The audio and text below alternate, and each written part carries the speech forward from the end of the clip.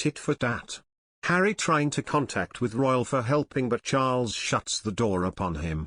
Prince Harry and Prince Charles lead different lives now, with the latter mostly out doing his royal duties, which means they rarely have time to talk to each other.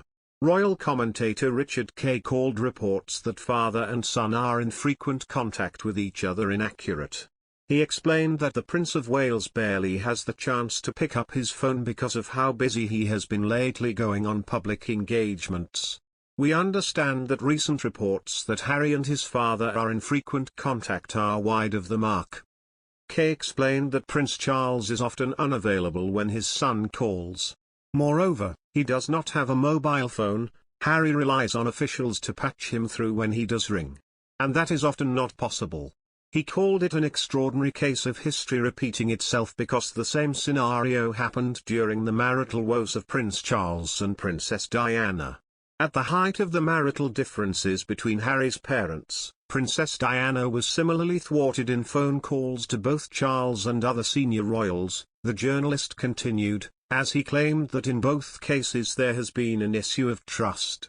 30 years ago, Charles never forgave Diana for leaking intimate family secrets to author Andrew Morton.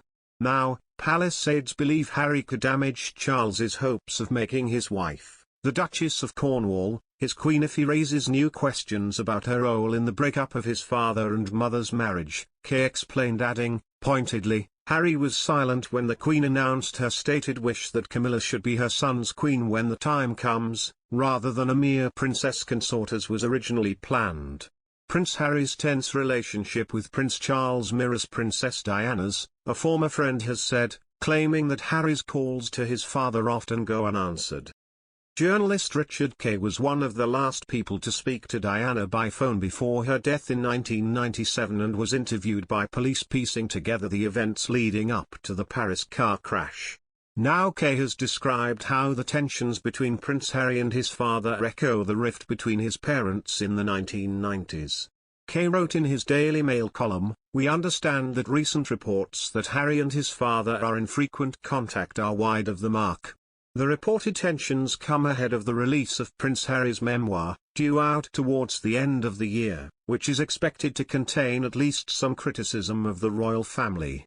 The Queen's message, marking the start of her Platinum Jubilee year, read, I remain eternally grateful for, and humbled by, the loyalty and affection that you continue to give me. And when, in the fullness of time, my son Charles becomes king, I know you will give him and his wife Camilla the same support that you have given me, and it is my sincere wish that, when that time comes, Camilla will be known as Queen Consort as she continues her own loyal service." Ever since Prince Harry and wife Meghan Markle announced to step back from their royal duties, the Duke of Sussex has barely spoke to his father. The news that Prince Harry would not be coming to the service of Thanksgiving for his late grandfather Prince Philip was shared with the Queen only a quarter of an hour before it was released to the world. It was made worse by the fact that he then announced that he would be travelling to the Netherlands just a few weeks later for the Invictus Games. The Daily Mail's royal editor Rebecca English says the decision has been seen by palace insiders as a slap in the face to the Queen. Within a couple of minutes of announcing that he would not be attending the Duke of Edinburgh's service of Thanksgiving, Harry's team also announced that he would be attending the Invictus Games in The Hague in April. Just a few weeks later, she tells the programme. This has obviously surprised a lot of people. To travel to Europe to go to that, but not to his grandfather's memorial service has, to use a well-worn phrase, got people's goat. They feel it is a slap in the face to the Queen and, again, another PR disaster as far as many people in the UK are concerned. There is that feeling that this could be one of the last chances he gets to see some of the older members of the family, she says.